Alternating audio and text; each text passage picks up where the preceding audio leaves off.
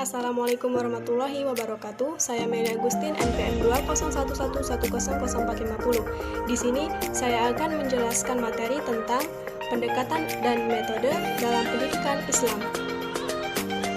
Yang pertama yaitu penjelasan pendekatan-pendekatan dalam pendidikan Islam. Pendekatan atau approach dalam bahasa Inggris diartikan sebagai come near, yaitu menghampiri, go to berarti jalan ke, dan way path dengan arti jalan. Dalam pengertian ini dapat dikatakan bahwa approach adalah cara menghampiri atau mendatangi sesuatu. Pendekatan yang kedua yaitu H.M. Habib Taha mendefinisikan pendekatan adalah cara pemrosesan subjek atas objek untuk mencapai tujuan. Penjelasan yang ketiga yaitu penggunaan istilah pendekatan memiliki arti yang berbeda-beda, tergantung kepada objek apa yang akan menjadi tema, sentral perencanaan kerja, dan kajian pemikiran yang akan dikembangkan.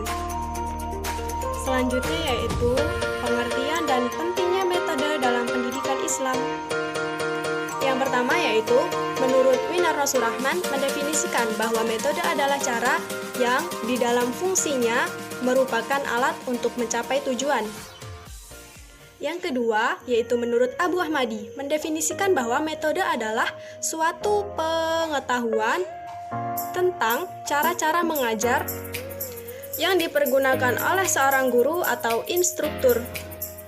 Yang ketiga, menurut Ramayulis, mendefinisikan bahwa metode mengajar adalah cara yang dipergunakan guru dalam mengadakan hubungan dengan peserta didik pada saat berlangsungnya proses pembelajaran. Dan yang keempat atau terakhir yaitu menurut Omar Muhammad mendefinisikan bahwa metode mengajar bermakna segala kegiatan yang terarah yang dikerjakan oleh guru dalam rangka kemestian-kemestian mata pelajaran yang diajarkannya. Selanjutnya yaitu pentingnya metode dalam pendidikan Islam. Dalam pendidikan Islam, metode adalah sesuatu yang memiliki kedudukan yang sangat penting dalam mewujudkan suatu tujuan. Karena metode menjadi sarana yang menampung materi, pembelajaran yang tersusun dalam kurikulum pendidikan, sehingga dapat dipahami oleh peserta didik, yang dapat membentuk tingkah laku dan kepribadian. Berikutnya yaitu mengidentifikasi prinsip-prinsip, asas-asas, dan jenis macam metode-metode pendidikan Islam. Yang pertama, kita akan membahas prinsip-prinsip metode pendidikan. 1. Prinsip memberikan suasana kegembiraan. Dalam dunia pendidikan, suasana gembira hendaknya selalu diciptakan.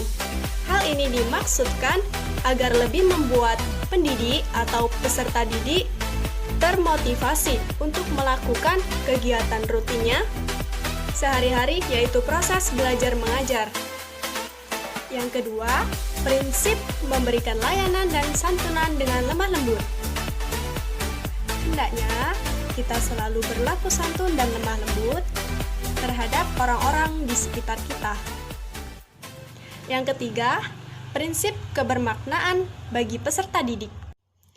Dalam proses belajar mengajar, pendidik hendaknya memberikan materi sesuai dengan kemampuan dan kebutuhan peserta didiknya.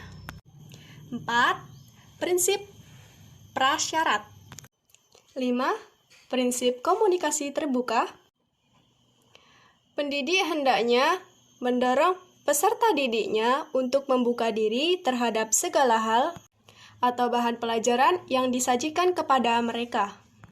Yang keenam, prinsip pemberian pengetahuan yang baru.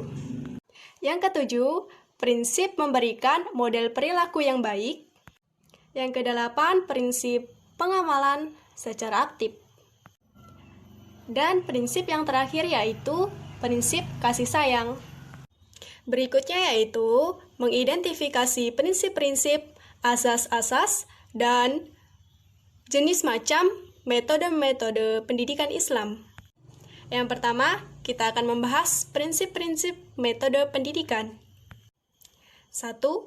Prinsip memberikan suasana kegembiraan.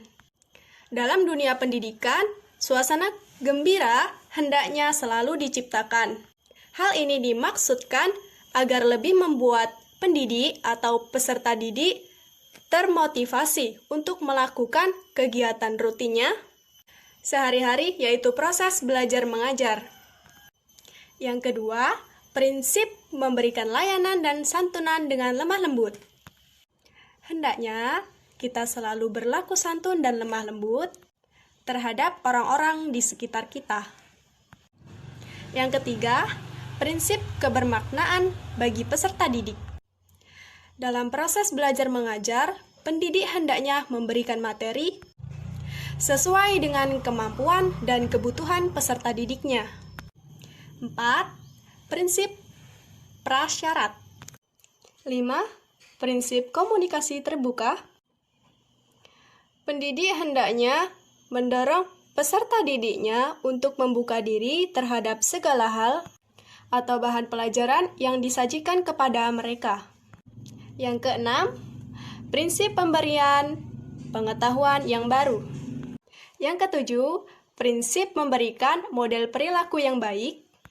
Yang kedelapan, prinsip pengamalan secara aktif. Dan prinsip yang terakhir yaitu prinsip kasih sayang.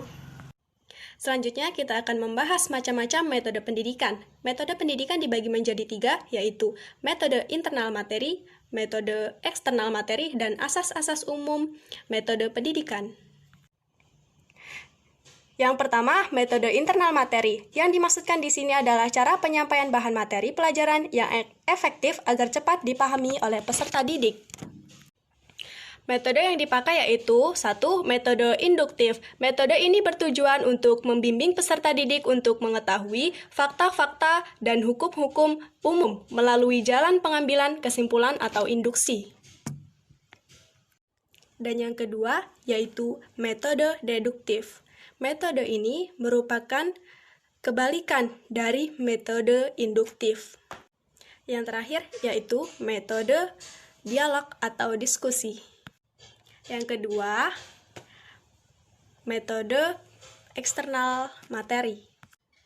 Metode yang perlu diperhatikan demi terwujudnya esensialitas pendidikan, yaitu metode teladan, metode cerita, dan metode pembiasaan.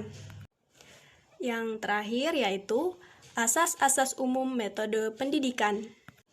Sumber-sumber atau dasar-dasar umum dapat diklasifikasi sebagai berikut, yaitu dasar agama, dasar biologis, dasar fisiologis, dan dasar sosial. Mungkin itu saja yang dapat saya sampaikan. Saya akhiri. Wassalamualaikum warahmatullahi wabarakatuh. Terima kasih.